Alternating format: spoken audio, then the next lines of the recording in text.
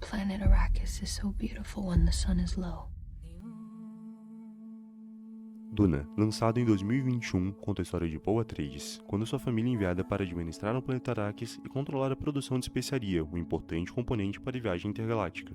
Entretanto, após uma inesperada traição, Paul precisa fugir juntamente com sua mãe. Juntos, eles contam com a ajuda dos Fremen, um povo nativo do planeta Arrakis, para sobreviver. Duna certamente é um dos maiores sucessos hollywoodianos dos últimos tempos. O universo apresentado no filme do diretor Denis Villeneuve é deslumbrante, mas também já era conhecido anteriormente. Assim como outros aclamados filmes, Duna é uma adaptação. Adaptação essa de um já popular livro e que de fato nem foi a primeira. We Fremen have a saying. God created Arrakis to train the faithful. Em 1984 já havia um filme que adaptava esse mesmo livro. Então, por que esse filme existe? Por que foi feita uma produção tão grande para uma obra já adaptada anteriormente? Para entender isso, precisamos primeiro analisar a produção por uma perspectiva da teoria culturológica de Edgar Morin. Com um filme cujo orçamento passa dos 100 milhões de dólares, Duna é, de fato, um fruto dos meios de comunicação de massa. Com um orçamento tão alto, a produção tem a árdua tarefa de atrair grandes massas aos cinemas para conseguir tirar algum lucro. Cada detalhe da produção é cuidadosamente pensado para ser o mais atrativo possível enquanto atende os desejos e as necessidades de seu público. E que desejos são esses? De acordo com Morin, a cultura de massas utiliza da industrialização dos sonhos. Isto é, a mass media tornou-se local de realização dos desejos que são suprimidos na vida real. Em Duna, por exemplo, vemos um universo deslumbrante. Somos apresentados a conceitos e crenças que são completamente diferentes dos nossos.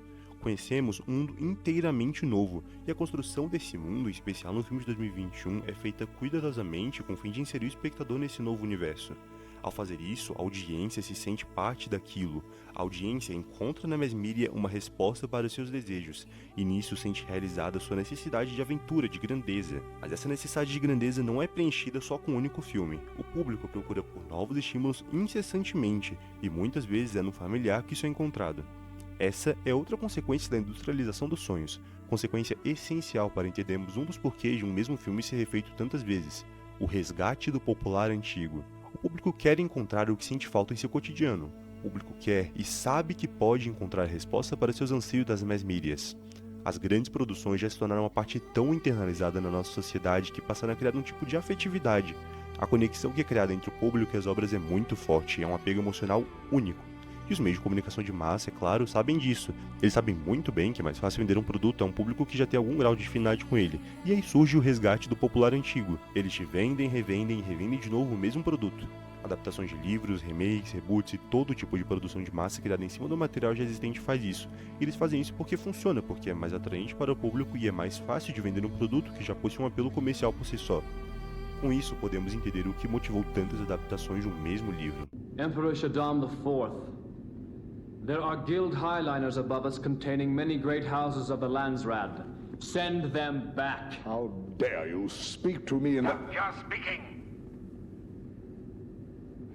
You have some idea of what I could do. Don't try your powers on me. Try looking into that place where you dare not look. You will find me there staring back at you. You mustn't speak. I remember your Gom Jabbar.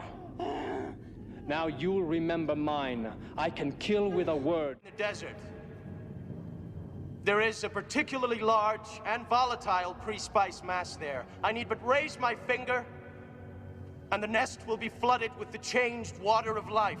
Jessica! What have you done to us? Spreading death among the makers, killing a cycle of life, creating a chain reaction which will grow and grow until there are no makers left. Until there is no spice left. Jessica, silence him!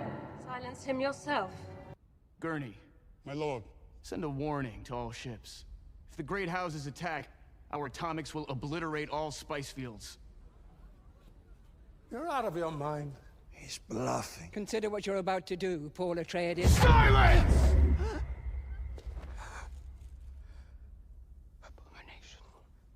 Veja, cada adaptação aborda o mesmo livro, entretanto cada uma delas foi feita de forma diferente em épocas diferentes. Há um salto médio de 20 anos entre cada uma dessas produções, e é justamente esse salto que cria um precedente para as novas adaptações. A obra alcançou uma geração, e a partir disso surge o desejo para que a história seja contada mais vezes. Os meios de comunicação de massa não criam esse desejo, mas exploram muito bem ele. Porém, há outros motivos para contar uma história de novo. Frank Herbert, autor da primeira trilogia de Duna, começou a ter a ideia do livro quando observou de perto as dunas de areia de Oregon e o trabalho que os ecologistas faziam ali. Seu fascínio e preocupação com o meio ambiente eram grandes e influenciaram seu trabalho. So that water on it is the metaphor of, say, oil here, very appropriate at the moment. It is the metaphor of clean air, metaphor of water itself, potable water. Ele sabia que o futuro da natureza e de todo o nosso mundo depende de uma figura, nossos líderes, infelizmente. Frank dizia que líderes podem ser perigosos. Idolatria e doutrinação são ideias bastante presentes no texto de Duna. Afinal, foi com isso que Paul Atreides, o protagonista da nossa trama, vinga sua família e toma o poder para si. O livro, para aqueles que não conhecem, após o golpe militar que sua família sofre, Paul e sua mãe, a bruxa Lady Jessica, são obrigados a se inserir na comunidade nativa de Arrakis, os Freemen, para sobreviver. Com eles, além de desenvolverem laços com as pessoas e afinidade com a cultura local, principalmente Paul, os dois tomam mais conhecimento de uma crença da religião Freeman, o Lisan al-Gaib, a mão do mundo exterior, um estrangeiro que libertará dos Freeman seus inimigos e retornará a água a Arrakis. Em resumo, essa profecia não passa de uma história criada há séculos atrás para controlar o povo e manipulá-lo quando algum estrangeiro caísse ali, e é isso que Paul e Jessica fazem. Se você é a Bene Gesserit da lenda, cujo filho irá nos levar ao paraíso, ele deu de ombros. Jessica suspirou pensando. Então, nossa missionária protetora chegou a instalar válvulas de segurança religiosa em todo esse lugar infernal. Ah, bem, será uma ajuda. E foi para isso mesmo que a criaram. Jessica lembrou-se de um mapa que Kynes havia mostrado a ela enquanto preparava rotas de fuga emergenciais. Parecia ter sido tanto tempo atrás. Havia um lugar chamado Seat Tab no mapa, e ao lado do nome a anotação Stilgar. Talvez quando chegarmos ao Seat Tab, ela disse. A revelação o abalou e Jessica pensou, se ele soubesse os truques que usamos, devia ser boa essa Bene Gesserit da missionária protetora. Esses Freemen foram lindamente preparados para acreditar em nós. Paul não nasce Messias, mas sim se torna, e não pelo poder adquirido em sua jornada, mas pelas massas que ele e sua mãe manipulam e jogam em campo de guerra. No final, Paul não só toma Arrakis como sua ao invés de devolvê-la aos Freemen, como todo o Império Galáctico, se tornando o novo Imperador. Afinal, ele é o único capaz de governar esse universo, o único com poder para lidar com tanto poder, segundo ele mesmo. Tudo isso no começo por sobrevivência, depois por vingança e por fim, por poder. Frank Herbert sabia que estava criando uma história com protagonistas complexos e nada bonzinhos, e essa era sua intenção. Contudo, no fim o público gostou da jornada de Paul e dele como personagem, e pensou que tudo o que ele conquistou foi justo, aquilo que ele merecia depois do que passou, de que ele era sim, o único capaz de controlar os Freemen, Arrakis e todo o universo. O tiro saiu pela culatra, e isso não agradou muito a Herbert. Então, 4 anos depois do lançamento de Duna, ele lança Messias de Duna. Um livro pequeno se for comparado com seu antecessor, mas que também é tão poderoso e importante quanto. Comece com Gengis Khan. Gengis Khan? Era um dos Sardaukar, milord? Ah, de muito antes. Ele matou, talvez, 4 milhões. Devia ter armas formidáveis para matar tanto, Sire. Ele não os matou pessoalmente, Steel. Matou como eu mato, enviando suas legiões. Há um outro imperador que quero que você marque de passagem. Um tal de Hitler. Ele matou mais de 6 milhões. Um bom número para a época. Acho que agora a mensagem ficou um pouco mais clara, não?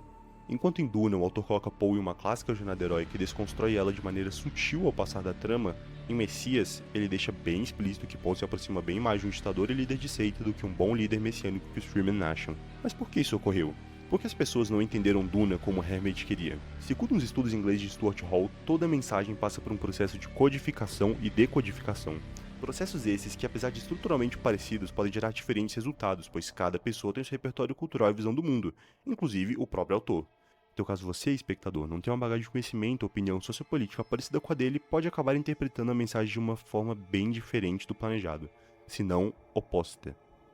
Como dito antes, Frank é um escritor e jornalista experiente, fascinado pelo meio ambiente e preocupado com o futuro ambiental e político do mundo. As pautas que ele colocava como prioridade podem não ser as mesmas do público geral, e isso pode afetar muito a interpretação de seu trabalho ou concordância com ele. Estabelecer uma posição hegemônica dominante exige bastante esforço, sendo a posição de código negociado a mais comum de estabelecer com o público. Por outro lado, a posição de código de oposição estabelece com frequência nas mídias ficcionais. O motivo disso reside tanto na decodificação quanto na sua codificação, que muitas vezes se utiliza de códigos já naturalizados em nossa sociedade e subconsciente para compor a sua mensagem, e tais códigos podem atrapalhar ou ajudar na compreensão da história. Com Herbert, que utiliza trucos como profecias e toda a jornada do herói, conceitos já bem estabelecidos na mente dos leitores, a naturalização dos códigos o atrapalhou. No cinema, por outro lado, Take my life, Usul. It is the only way. I'm pointing the way!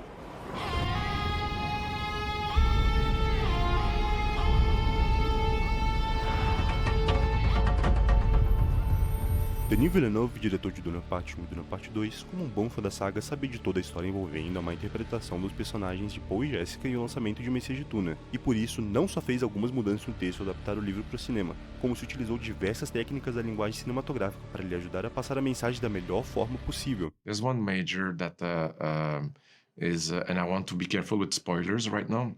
When Frank Herbert wrote the book, and then when the book came out, he was disappointed how people perceived Paul Atreides.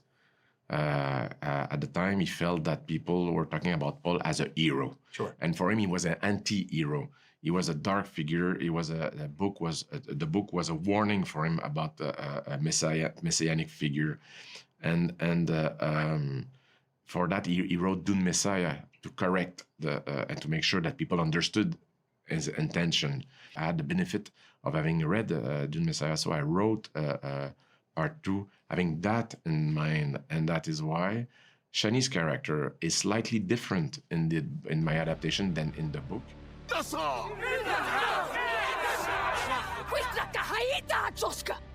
Certos termos, This prophecy is how they enslave us. enquadramentos, tropos, visuais, tudo isso são códigos já naturalizados da nossa memória visual e cultural.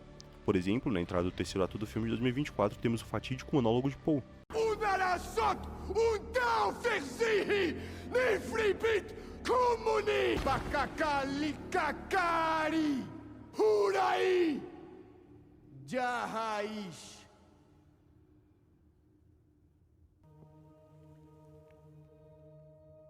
But you think you could have a chance?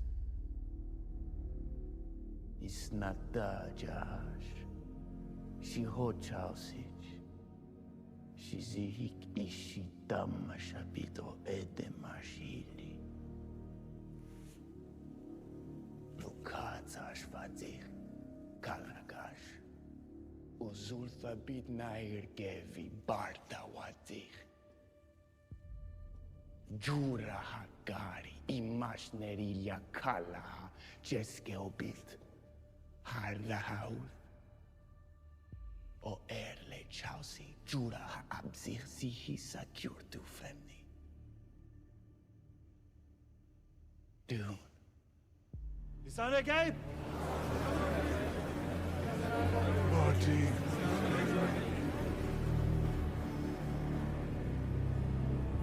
Und faisi fashi snuza! Di kasha kera zulhu! Hi anzadaha! Jibihu crash! Marty.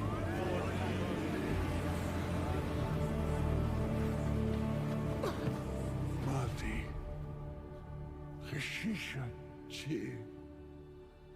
Shidgim Shari. I am Paul Muad'Dib Atreides, Duke of Arrakis. Erudit Dina Heshidani, Nelisan Al-Gaim, Ruin Dimenaruk, Ashidi. Uma figura imponente discursando em uma língua estrangeira. Nunca vi isso na ficção. Reshi Sandali. Shafka Adrevish dozge anima hogegeron shiketimori.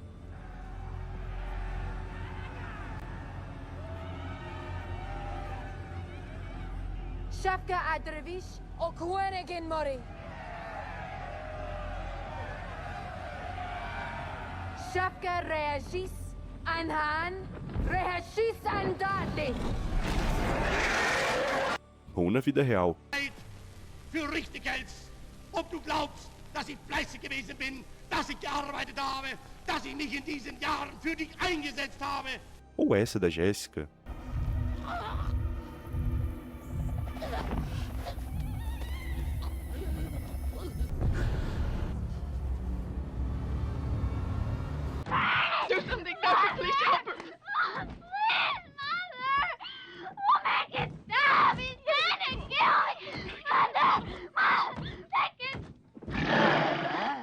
Duna, acompanhamos a história pela perspectiva de Poe e Jessica. Seus pensamentos e visões da realidade são os nossos norteadores dentro da história.